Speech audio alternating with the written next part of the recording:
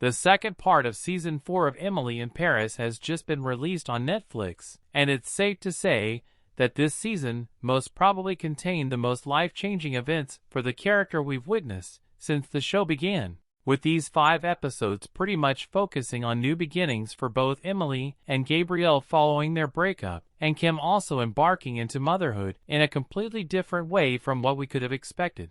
There was romance, drama, scheming, and travel all entering the equation this time round. So with that, let's jump into the video and break down all that there was to take away from Season 4 Part 2. Here is Emily in Paris Season 4 Part 2 ending explained. Just to let you know, this video will contain spoilers. The ending is explained. So after what felt like a happy ending between Emily and Gabrielle in Season 4 Part 1, it took only 1 episode for their relationship to fizzle out, and for them to be back at square one where they weren't together anymore. Understandably, it was because Emily believed that she'd always be second best to the family that Gabrielle was going to be having with Camille. But we knew at the time that Camille was lying. So Camille kind of single-handedly destroyed the happiness that both Gabrielle and Emily could have had together. It was on the ski trip that Emily first met Morello, and that was where the new love interest entered the picture. They only saw each other briefly, but when Mindy took Emily to Nico's polo competition, he was playing for the Italian side, and they rekindled the spark that they had around Christmas. This was also partially because Jen told Emily that Gabrielle said that he didn't want to see her anymore in French,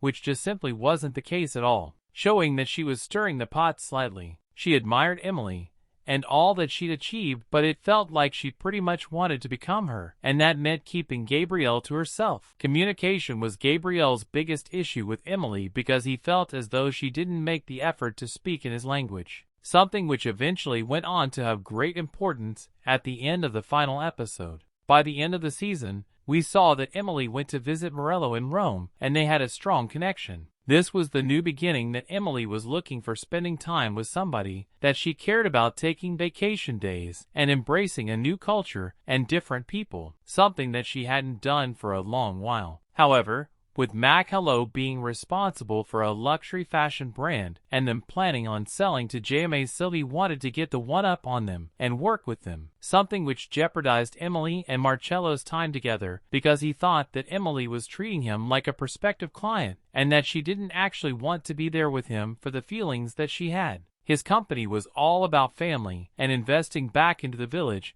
in which it was based, something that came from the values that his father ingrained within it, and with him planning on selling to JV, it meant that the company would eventually go on to lose the humans that it once placed on the highest pedestal of its values. So Emily did eventually bring the point back up because she saw what the company meant to him, even though he didn't respond well to it. Marcello's mother wanted Agent Gratter to help them expand because she believed that they truly understood what their company values were. Part of the deal was that Emily would need to stay in Rome and run the account, meaning that she'd be working directly with Mac Hello and his mother, something that she said she didn't initially want, but with the ending having her in an apartment in Rome and also being with Marcello, it showed that her life had completely changed from where it was only 3 episodes before. Now the show is essentially Emily in Rome, as we saw from the deleting of Paris from her Instagram handle, so things are definitely going to be changing. A story that connected to this was the fact that Gabrielle finally got a Mitchell and Star for his restaurant, something which he was pleased with, but he couldn't help but feel as though Emily was missing,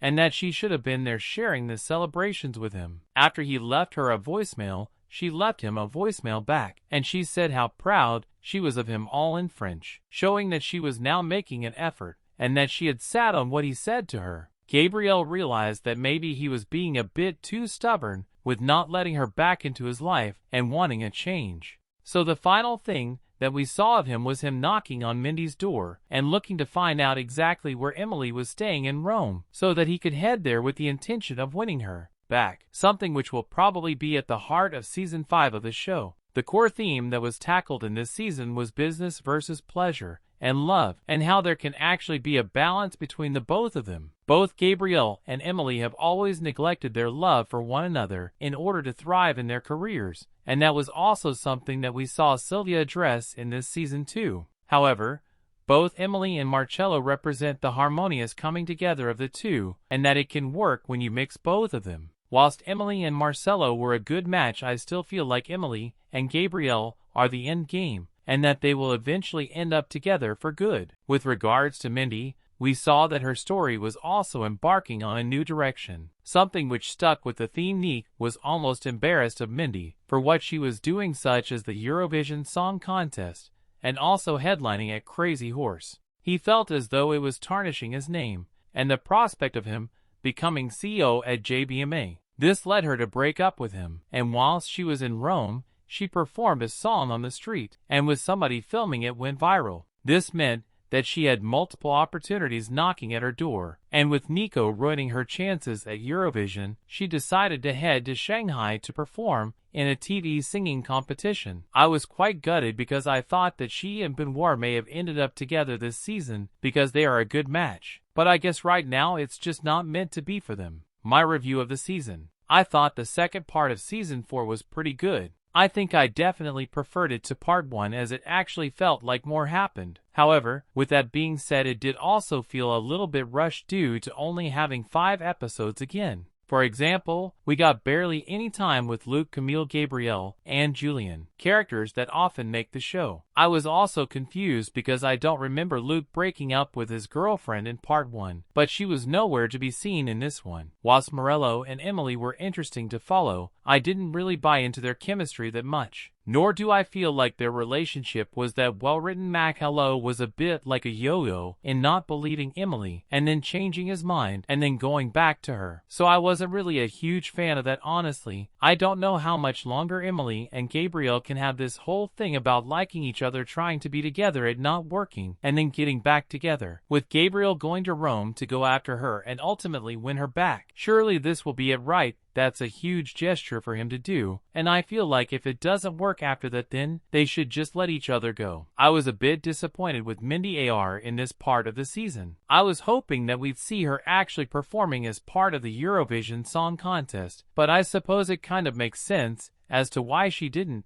because that would have probably been difficult to execute on screen. I would say though the song that she sang on the streets of Rome was actually pretty good. I thought the introduction of Jin was interesting and also needed. However, it didn't really amount to anything consequential. She stirred the pot, but I don't feel like it was stirred enough. I wanted there to be some kind of rivalry or drama between them, but maybe that might start to happen now that Emily is in Rome. Maybe Jin will get the desk that she was keeping warm and slot into what Emily was doing. I think maybe this show is just getting a little bit tired now. We've seen a similar thing occurring over 4 seasons, and it looks like the same thing is about to happen in the 5th. Gabriel goes after Emily, but Emily is with somebody else. However, this time it's going to be somewhere warmer. Emily and Paris seems to be one of Netflix's bigger performers on the platform, and I can't imagine it's that expensive of a show to make, so I feel the platform might rinse this one until there's nothing more they can squeeze out of it. It's a lighthearted, enjoyable watch, but I just don't want the quality to deteriorate or start to feel tired, which is something that I feel we're already seeing. Emily in Rome will provide a freshness, but I wonder if it will be the final season. I think it could be appropriate too. So there you have it, Emily and Paris Season 4 Part 2 ending explained.